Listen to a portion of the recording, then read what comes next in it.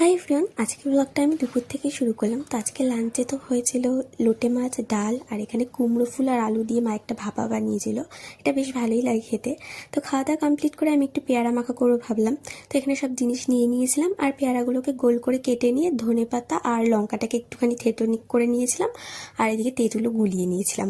তো এখানে তো আমার মাখাটা রেডি হয়ে গেছে আর তারপরে আমি একটুখানি সাজিয়েও নিয়েছিলাম সুন্দর করে।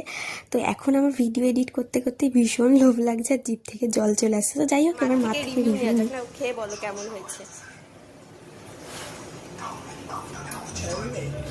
ভালো লাগছে সত্যি? বল কেমন হয়েছে।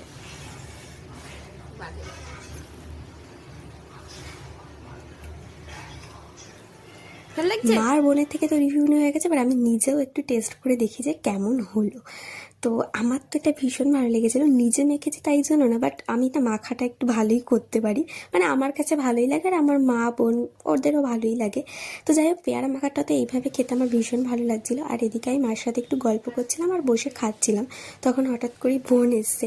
ও এসে আমাকে আদর করছে। ও এমনি কোনো সময় আমি কিছু মাখা করলে যদিও ভালো লাগে, ও এসে আমার সাথে এমন করে। তো আজকে যেহেতু ভিডিও অন করা ছিল, তো তাই জন্য ভিডিওতে তোমরা দেখতে পেলে। তো যাই হোক, বিকেলে তো রেডি হয়ে বেরিয়ে পড়েছিলাম পড়াতে যাওয়ার জন্য। আর হালকা হালকা বৃষ্টিও পড়ছিল আর বেশ মেঘ করেছিল। ভাবলাম হঠাৎ হয়তো জোরে বৃষ্টি নেমে যাবে। তো যাই হোক, আমি পড়াতে যাওয়ার পরেই নেমে গেছিলো জোরে বৃষ্টি।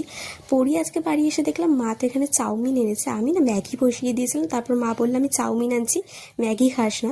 তো এখানে তো এগ চিকেন চাও খেয়ে নিয়েছিলাম। আর রাতে আর ডিনারের সময় ভিডিও করা হয়নি। টাটা।